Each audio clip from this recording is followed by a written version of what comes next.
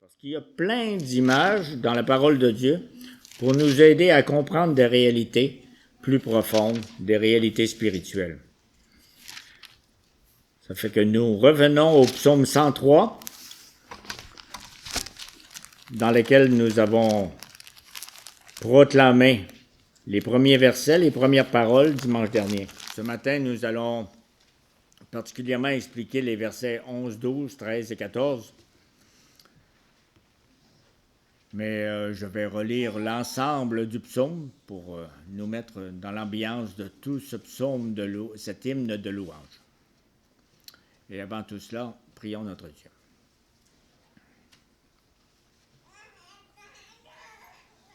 Oui, Seigneur, que serions-nous sans ta parole? Nous aurions peut-être bien d'autres choses, bien d'autres livres, bien d'autres paroles, mais jamais une parole de vie. Une parole comme Jésus a distribué, et surtout qu'il a distribué avec sa propre vie qu'il a donnée dans sa mort et dans sa résurrection.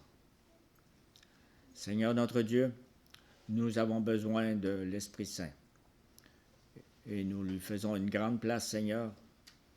Viens, Seigneur, dans ta parole et dans nos cœurs. Au nom de Jésus. Amen. Je reprends le psaume 103. Bénis l'Éternel, mon âme, que tout ce qui est en moi bénisse son saint nom. Bénis l'Éternel, mon âme, et n'oublie aucun de ses bienfaits. C'est lui qui pardonne toutes tes fautes, qui guérit toutes tes maladies.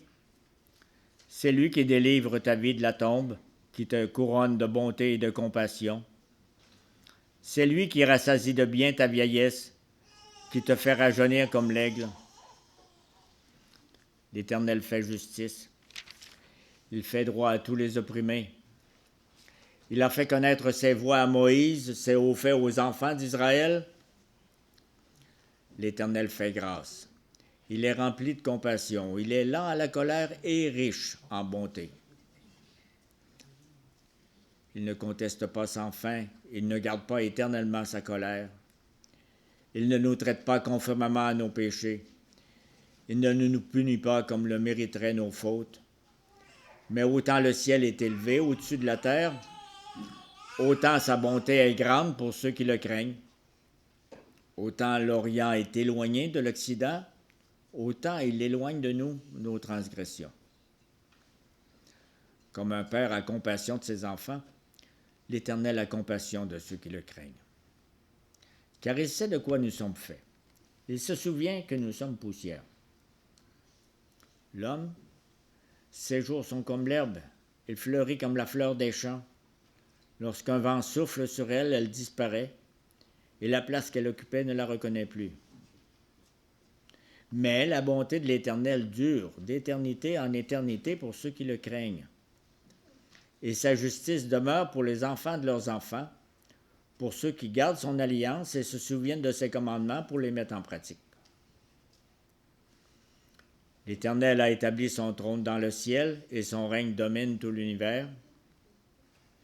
Bénissez l'Éternel, vous ses anges, qui êtes puissants et forts et qui exécutez ses ordres en obéissant à sa parole. Bénissez l'Éternel, toutes ses armées, vous qui êtes ses serviteurs et qui faites sa volonté. Bénissez l'Éternel, vous toutes ses œuvres, dans tous les lieux où il domine. Bénis l'Éternel, mon âme.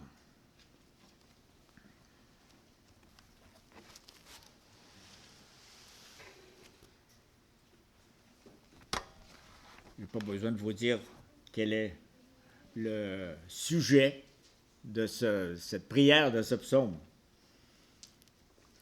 C'est comme si David avait de la misère avec son âme. J'ai quelque chose, comme s'il parlait à un enfant. J'ai quelque chose à t'apprendre. S'il vous plaît, c'est le temps de bénir l'Éternel.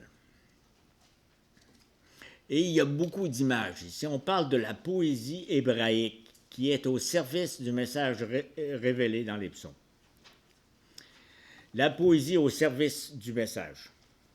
Et cette poésie hébraïque, elle ressemble à quoi? C'est pas la poésie française. Et la première caractéristique de cette poésie, c'est le parallélisme. C'est un grand mot, hein? Deux choses parallèles. Vous connaissez ça quand vous conduisez sur la route? C'est bon de rouler entre les lignes parallèles. Les phrases parallèles contiennent des idées semblables ou des idées opposées. Mais on a ça au tout début du psaume 103. Bénis l'Éternel, mon âme, que tout ce qui est en moi bénisse son saint nom. Bénis l'Éternel, mon âme, et n'oublie aucun de ses bienfaits. Donc, dans une partie, la phrase est répétée, bénis l'Éternel, mon âme. Dans l'autre partie, l'idée est inversée. Et cette façon d'écrire, ça donne de la force au message. On trouve aussi d'autres phrases parallèles, mais d'un autre parallélisme. Ce qu'on appelle un parallélisme ou des phrases qui se complètent l'une et l'autre. On l'a dans les versets 3, 4, 5. C'est lui qui pardonne toutes tes fautes, qui guérit toutes tes maladies, qui délivre ta vie de la tombe, qui te couronne de bonté et de compassion. Voyez la progression. Un parallélisme qui est une autre forme de parallélisme. Et par la forme du langage, l'Esprit Saint vient parler à nos cœurs, par la façon même dont les psaumes sont écrits. Et c'est un peu comme ça qu'on fait dans nos chants aussi. Hein? On part d'ici, puis nos chants sont encore là, souvent à cause des idées, des sonorités, des idées qui rebondissent l'une à l'autre. Une autre caractéristique de la poésie hébraïque, c'est l'usage d'images. D'images qui évoquent quelque chose. Vous avez tous à l'idée le psaume 23, n'est-ce pas? L'Éternel est mon berger, je ne manquerai de rien. Il me fait reposer dans de verts pâturages. Il me dirige près des eaux paisibles. Et l'image du berger qui conduit ses moutons dans les prés d'herbes fraîches, ça nous évoque en nous quoi? Ça nous évoque, on ne s'attend pas à ce que de voir arriver des moutons à côté de nous, là, ou un berger devant, mais nous avons dans nos cœurs la sécurité du croyant, le bonheur du croyant, qui reçoit les bons soins d'un Père céleste. L'Éternel est mon berger. Parallélisme et image évocatrice. Et ce qui est intéressant là-dedans, dans cette forme de poésie-là, c'est que ce sont deux caractéristiques qui sont faciles à traduire dans les autres langues. Souvent, la poésie, c'est difficile. C'est une des choses les plus difficiles à traduire d'une langue à l'autre. Par exemple, la poésie française ou anglaise traditionnelle, avec des vers, des rimes et des rythmes précis, c'est difficile à rendre dans une autre langue. Pourtant, entre le français et l'anglais, c'est pas très éloigné comme langue. Mais nous lisons nos recueils de chants, et vous le savez très bien, les gens qui l'ont appris d'abord dans une autre langue, comme l'anglais ou la langue originale, pour eux autres, c'est difficile de chanter ce qu'ils ont là, parce que les premières rimes, les premiers sons parlent plus que ce que nous avons traduit. Pourtant, on est deux langues proches, l'une de l'autre. Pour les psaumes, la beauté des psaumes, c'est que Dieu avait tout prévu. Il a guidé les poètes de l'Ancien Testament qui ont écrit sous une forme poétique qui est facile à traduire dans toutes les langues. L'Éternel est mon berger, il n'y a pas besoin de compter les syllabes, il n'y a pas besoin de savoir sur quel son ça termine. L'Éternel est mon berger. Ainsi, le message est annoncé à toutes les nations et il est compris jusqu'aux extrémités de la terre. La beauté des psaumes, surtout de cette poésie hébraïque. Dans le psaume 103, c'est quoi le message? David, ici, il bénit l'Éternel et il nous encourage à faire comme lui, à remercier Dieu de tout cœur pour ses bienfaits. Et son plus grand bienfait, c'est le pardon, c'est la grâce de Dieu qu'il accorde aux pécheurs repentants. Donc, les versets qu'on regarde ce matin, 11 à 14, et poursuivent dans cette lancée. Et nous y trouvons les deux principales caractéristiques de la poésie hébraïque. Parce qu'on retrouve des phrases parallèles et des images évocatrices. Premier point, on est dans la géographie. Je ne sais pas si vous le savez, moi j'aime ça. Mais cette géographie-là illustre la puissance de la grâce de Dieu. Autant le ciel est élevé au-dessus de la terre, je ne peux pas aller plus haut, là, même si j'étais plus grand, autant sa bonté est grande pour ceux qui le craignent. Dans ces deux phrases parallèles, David compare la bienveillance de Dieu, c'est-à-dire sa grâce, à la distance qu'il y a entre le ciel et la terre. Est-ce que ça aurait été mieux si David avait écrit un chiffre? Il ne s'agit pas seulement de géographie, mais d'astronomie, de cosmologie. Parce que son regard s'élève de la Terre jusqu'à vers les espaces les plus élevés. Vous savez, tous les gens qui vont au lancement d'une fusée puis qui regardent, ils ne la voient plus. Est-ce qu'elle existe encore, la fusée? Elle continue son chemin. C'est même la grâce de Dieu. Regardez, c'est encore plus grand. C'est exactement la question. À quelle distance les cieux sont de la Terre? Il n'y a personne qui peut le dire. Les astrophysiciens modernes prétendent connaître à quelle distance de la Terre se trouve telle ou telle étoile. Et la plus proche, Proxima de Centaure, ça serait situé à peu près à 4 années-lumière de la Terre. Autrement dit, essayons de voir un peu c'est quoi cette unité de mesure-là. Si vous allumez une ampoule, un rayon de lumière, ça va y prendre 4 ans avant d'arriver à l'étoile la plus proche. On prétend que la galaxie la plus loin, la plus éloignée, serait située à environ 13 milliards d'années-lumière. Évidemment, il n'y a jamais personne qui s'est rendu jusque-là pour dérouler son galon à mesurer et mesurer. Les scientifiques avancent des chiffres semblables avec beaucoup d'assurance, mais au fond, pour arriver à ce résultat-là de leur calcul, ils se basent sur des a priori qui ne sont pas démontrables, sur des a priori qu'ils échafaudent, des hypothèses et des suppositions impossibles à prouver.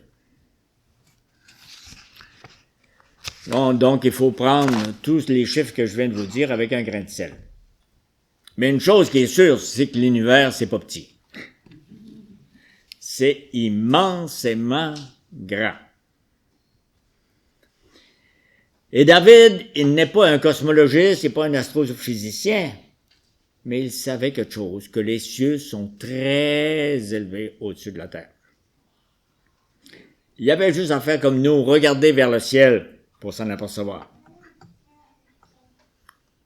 Dans un autre psaume, je prends le psaume 19, verset 2, il dit « Le ciel raconte la gloire de Dieu. » Oui, la beauté du ciel, ça révèle la gloire de Dieu. Mais la beauté du ciel ne révèle pas la grâce de Dieu. Parce que David n'a pas dit « Le ciel raconte la grâce de Dieu. » Parce que pour connaître la grâce de Dieu, il a fallu que Dieu vienne nous parler, vienne faire une alliance de grâce.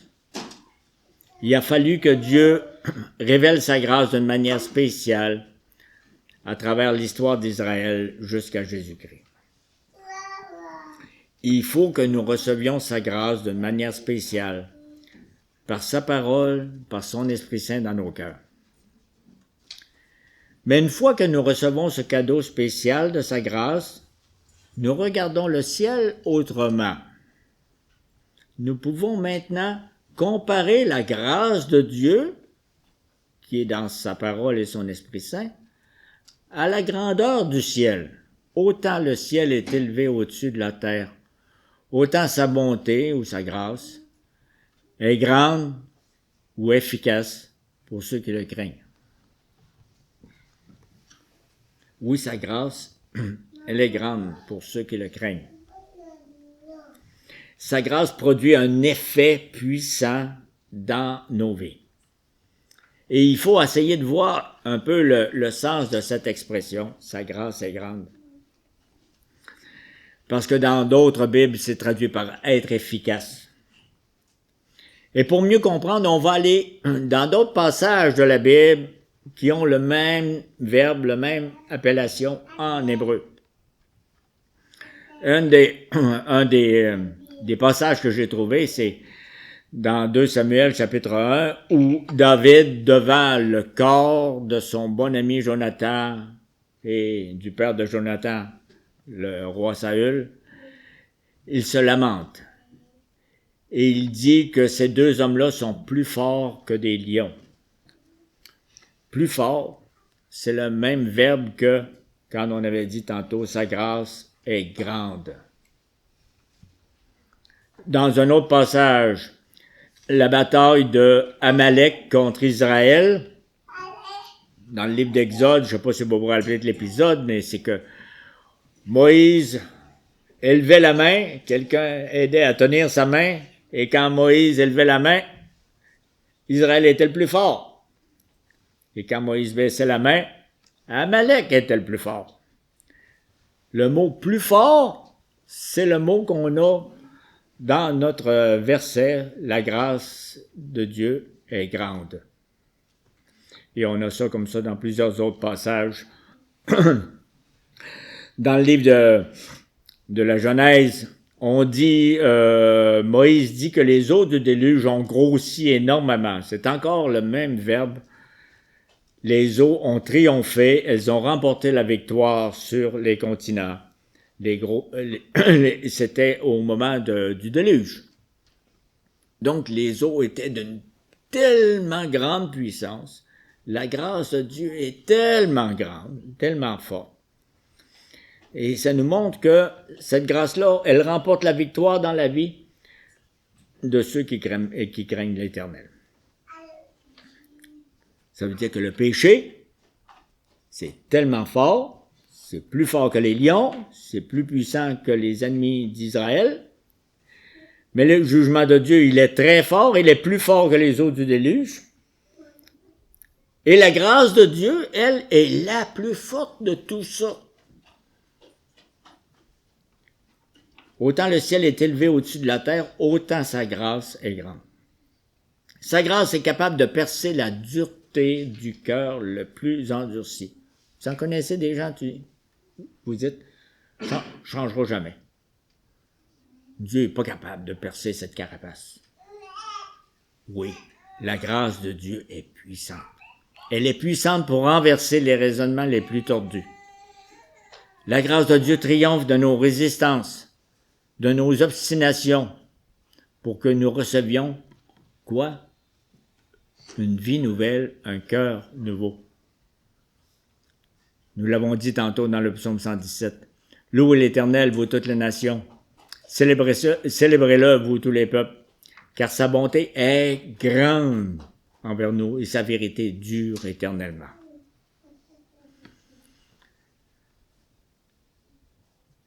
David ici ne parle pas de la façon dont Dieu traite tous les hommes en général.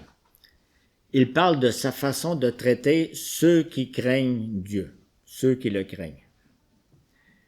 Ça veut dire que ça ne s'adresse pas à ceux qui se moquent de Dieu, ceux qui ont entendu sa parole mais qui la refusent. Mais ça s'adresse à ceux qui reçoivent sa parole, qui veulent adorer Dieu de tout cœur, ceux qui se répandent de leurs fautes, puis qui trouvent refuge en Jésus et qui désirent le servir. C'est exactement pourquoi chacun de nos cultes est composé comme ça. Dieu parle, qui sommes-nous? Demandons pardon. La grâce de Dieu ne nous donne pas le droit de vivre n'importe comment. Au contraire, la grâce de Dieu nous appelle à changer de vie. Et le terme ici pour changer de vie, c'est craindre l'Éternel. C'est l'honorer par nos vies. Sa grâce, elle est efficace uniquement pour ceux qui le craignent. Mais ceux qui le craignent sont encore des pécheurs. On se connaît ici. Nous avons toujours besoin de son pardon. Et c'est pour ça, parce qu'on a toujours besoin de son pardon, qu'on a le verset 12. Autant l'Orient est éloigné de l'Occident, autant il éloigne de nous nos transgressions. Là, on ne regarde plus en l'air, là. On regarde à l'est et à l'ouest, où le soleil s'est levé tantôt, où il va se coucher plus tard. Deux autres phrases parallèles, avec une image très évocatrice tirée de la géographie. L'Orient, c'est la direction du soleil levant. L'Occident, c'est là où le soleil va se coucher. David ne nous fait plus regarder en haut, il nous fait regarder deux directions opposées. Mais regardons jusqu'à quel point c'est opposé, l'Est et l'Ouest. Je ne connais pas trop qu'est-ce que David connaissait de la géographie, mais le Saint-Esprit l'a certainement guidé pour le faire regarder vers l'Est et vers l'Ouest, plutôt que vers le Nord et vers le Sud. Pourquoi? Quelle différence qu'il y a entre regarder l'Est, l'Ouest, le Nord, le Sud? C'est parce que le Nord a un pôle, le Sud a un pôle, le pôle Sud. Ils sont très, très, très loin l'un de l'autre, mais ils sont séparés par une distance qu'on peut calculer, très limitée. Vous pouvez vous rendre au pôle Nord et vous rendre au pôle Sud. 20 000 km à vol d'oiseau. Vous calculez la distance entre l'Est et l'Ouest. Pas possible de la mesurer. Parce qu'il n'existe pas de pôle Est puis de pôle Ouest. Si vous voyagez vers l'Est, vous me direz quel jour vous vous rendrez. Je suis rendu à l'Est. Et si vous voyagez vers l'Ouest, vous ne vous rendrez jamais à l'Ouest. L'Ouest est toujours devant vous. Autant l'Est est éloigné de l'Ouest, c'est-à-dire séparé par une distance sans limite, impossible à mesurer, autant le Seigneur éloigne de nous nos offenses. Parce que vous savez que nos offenses, elles sont très, très, très proches de nous. Et c'est tellement désolant. Nos péchés trouvent leurs racines dans nos cœurs corrompus. Ils passent dans nos raisonnements tordus. Nos péchés se logent dans nos pensées, prisonnières de nos convoitises, de notre orgueil. Et nos péchés sortent de nos bouches aux paroles dures et mensongères. Souvent ça sort, on essaie de les rattraper, c'est sorti. Nos péchés s'expriment par une attitude agressive ou irrespectueuse que les autres voient et que je ne réalise pas. Nos péchés se manifestent par les œuvres de nos mains ou par les directions mauvaises que nos pieds prennent. Comment nous détacher du péché qui colle à nous si facilement? Du péché qu'on ne peut pas réussir à nous nettoyer, nous laver, nous frotter assez pour ça. Bénis l'Éternel, mon âme, n'oublie aucun de ses bienfaits. N'oublie surtout pas le bienfait du pardon. Autant l'Est est éloigné de l'Ouest, autant Dieu éloigne de nous nos péchés. Il ne les éloigne pas seulement de lui ou de son regard, ce qu'il fait bien entendu pour nous recevoir au trône de sa grâce, mais le Seigneur il fait plus, il met une séparation complète entre moi, entre nous et nos fautes, entre le pécheur repentant qui craint Dieu et son péché. La distance est abolie. Dieu le fait chaque jour, son pardon est quotidien. Si vous avez vu le soleil se coucher hier soir, rattrapez-le donc.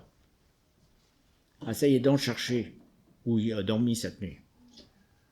Ça, c'est la place de vos péchés. David voyait d'avance l'œuvre rédemptrice de Jésus à la croix.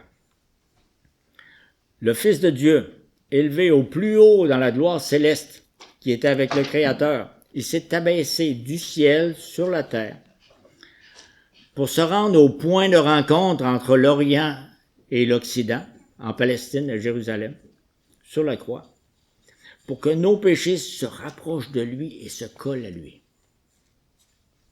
Il a été fait péché pour nous. Il a subi le châtiment le plus terrible pour que nous soyons libérés de ce fardeau. Béni soit Dieu. Qu'il soit loué et remercié pour sa grâce. Il nous donne une image pour que demain matin, vous regardiez le soleil à son levant, vous regardiez le soleil qui se couche en disant « Wow! Le Seigneur a séparé les deux et il sépare ma faute de moi. » Il y a une deuxième image qui est très puissante, c'est l'image des relations familiales.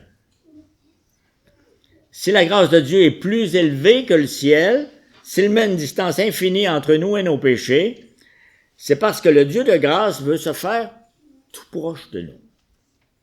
C'est assez contrastant, n'est-ce pas? On parle de l'infini dans les distances, mais là, on parle de l'infini dans la proximité. La deuxième image, elle est tirée des relations familiales. Au verset 13. Comme un père a compassion de ses enfants, l'Éternel a compassion de ceux qui le craignent. Il faut tourner la page, n'est-ce pas, hein? Dieu agit envers ceux qui le craignent comme un père agit envers ses fils, avec compassion. Oui, un père humain a compassion de ses enfants. Nous avons entendu tantôt l'histoire du père accueillant envers ses deux fils. Et ça veut pas dire que les relations entre un père et ses enfants sont toujours bonnes. Ça veut pas dire ça. Ces relations peuvent parfois devenir houleuses, tendues, terribles. Puis s'il y a quelqu'un qui le savait, ça, c'était le roi David qui a écrit le psaume 103. Lui qui a vécu des problèmes avec son fils Amon, le fils qui avait fait de la honte de son père, en commettant l'inceste avec sa demi-sœur. David a eu des conflits que vous connaissez avec son autre fils Absalom, qui s'est révolté jusqu'à dire « c'est moi le roi à la place de papa » sur le trône d'Israël. Et malgré tout ça, et bien d'autres problèmes familiaux, David a eu compassion de ses fils. Il a pleuré pour ces fils-là. Il a recherché leur bien. Même si les relations humaines dans les familles sont imparfaites, même si nos parents sont disparus puis on parle encore contre eux, il n'y a pas de meilleure image terrestre qui puisse évoquer l'amour et la tendresse de Dieu envers nous, ses enfants, que les relations papa-enfant. Encore une fois, il y a cette mise en garde que j'ajoute, David se répète, Dieu n'a pas compassion de tous les hommes en général. Il a compassion de ceux qui le craignent. Oui, Dieu est bon envers tout le monde. Il fait lever son soleil sur les méchants et sur les bons. Il fait pleuvoir sur les justes et les injustes, comme nous avons dit tantôt. Quand il arrive l'été, quand il arrive des bonnes choses, ça arrive à tout le monde. Mais il a compassion de ceux qui le craignent. Il a compassion de ceux qui désirent sincèrement l'adorer et le servir selon sa volonté, révélée dans sa parole. Déjà, je reviens sur un thème un peu de dimanche dernier. Déjà, l'Ancien Testament nous annonce que Dieu est un Père compatissant. C'est ce que nous venons de lire. Mais le Nouveau Testament nous dévoile toute la beauté de ce Père-là qui nous a adoptés comme ses enfants. Pour cela, comment il a fait pour nous adopter? Pour dire, viens-t'en dans ma famille, viens-t'en plus proche de moi encore. Il a envoyé sur terre son propre Fils, son Fils unique pour accomplir notre salut. Il a envoyé aussi son Saint-Esprit dans nos cœurs. Vous savez, le Saint-Esprit, là, qui reste dans nos cœurs et qui nous répète que nous sommes des fils et des filles. Et alors nous disons, « Ah, Abba, Papa », ça vient du fond. C'est ce que Dieu a fait dans le Nouveau Testament. Pourquoi sa grâce est-elle aussi puissante? Pourquoi est-ce qu'il éloigne de nous nos péchés? Parce qu'il est un Père compatissant. La compassion, c'est l'émotion dans les tripes devant celui qui souffre ou qui est misérable. Mais c'est aussi le geste qui vient en aide à la personne misérable pour la sortir de sa misère. Quand nous voyons à l'écran des gens misérables à l'autre bout du monde, et vous savez qu'on en voit de ce temps-ci, on peut avoir des émotions, mais si le geste n'est pas là pour les aider, pour toutes sortes de raisons, c'est pas vraiment de la compassion. L'émotion s'accompagne du geste. Et on l'a dans la vie de Jésus. Jésus, il fut émis de compassion pour l'aveugle de Jéricho qui criait « Aie pitié de moi, fils de David !» Et Jésus l'a guéri. Il a eu compassion de la foule affamée, il a nourri la foule. Il a eu compassion du lépreux qui le suppliait et il l'a purifié. Il a eu compassion de la veuve qui venait de perdre son fils et il a ressuscité le fils. Il a eu compassion des malades qui passaient devant lui, qu'on lui présentait. Il les a guéris. Jésus, ému de compassion devant toutes ses misères, a fait des actions puissantes pour les délivrer. Aujourd'hui, vous n'entendez pas souvent des discours sur la compassion, n'est-ce pas? Hein? C'est pas très populaire. On ne veut pas que personne ait pitié de nous. On est un peu trop orgueilleux puis rempli de nous-mêmes pour dire « Ah, je connais celui qui a compassion de moi. » Vous racontez une histoire que quelqu'un a eu pitié de vous. Hein, c'est un peu dégradant, condescendant. Moi, je suis à terre comme un bébé, comme un enfant. On veut être compris, mais pas qu'on ait compassion de nous, qu'on ait pitié de nous. Et pourtant, notre Père Céleste, il a pitié de nous. Notre Père dans le ciel, il a compassion. Parce que lui, il sait de quelle misère nous sommes. Il sait que nous avons besoin de sa compassion. Et ça nous garde, vous savez comment, pas mal humble. Ça nous fait perdre tout orgueil. Parce qu'on n'est pas intéressé que les autres connaissent nos problèmes, notre misère. Nous préférons présenter une belle façade et prétendre que « Comment ça va? » « Ça va bien. » Répondez pas ça à Dieu. Il va vous répondre le psaume 139. Notre Père Céleste a compassion de ses enfants parce qu'il les connaît, ses enfants. Au verset 14, « Car il sait de quoi nous sommes faits. Il se souvient que nous sommes poussière. » Encore deux phrases parallèles ici, pour donner plus de force à cette parole. Mais cette fois, il n'y a pas d'image évocatrice. Parce qu'il n'y a pas besoin d'image. La poussière, c'est pas une image. C'est la réalité tout crue, toute matérielle. La réalité qui nous attend, elle est assez forte en elle-même qu'elle n'a pas besoin d'image pour nous faire frémir. Si on parle de poussière, c'est notre constitution.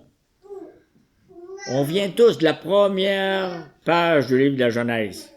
Dieu a créé Adam, il a pris quoi? Poussière du sol. Il a soufflé dessus et Adam est devenu un être vivant. Dieu nous connaît bien parce qu'il est notre créateur. C'est lui qui nous a formés. Mais nous sommes aussi poussière par condamnation. Si on tourne 2 pages plus loin dans la Bible, tu es poussière et tu retourneras en poussière. Si vous êtes allé dans certains cimetières avec la cérémonie de sépulture, vous l'avez entendu et réentendu. La révolte de l'homme a eu pour conséquence la condamnation à mort. Et l'homme n'a pas été créé pour retourner à cette poussière. Mais c'est à cause du péché. C'est à cause de cela qu'il y a le retour à la poussière. Et c'est pour ça que Dieu a compassion. Oui, fils de David, on te demande d'avoir compassion de nous. Aie compassion de nous, Père Céleste. Et oui, il a compassion. Il sait de quoi nous sommes formés. Il se souvient que nous sommes des grains de poussière. Il connaît la fragilité de nos corps et la folie de nos âmes. Dieu est proche de ses enfants, dans ses émotions, dans son action puissante, pour nous secourir dans notre misère. Béni soit Dieu, qu'il soit loué, qu'il soit remercié pour sa grâce et sa compassion. Bénis l'Éternel, mon âme, que tout en moi bénisse son saint nom. Bénis l'Éternel, mon âme. N'oublie aucun de ses bienfaits. Surtout pas le bienfait de sa grâce et de sa compassion. Amen.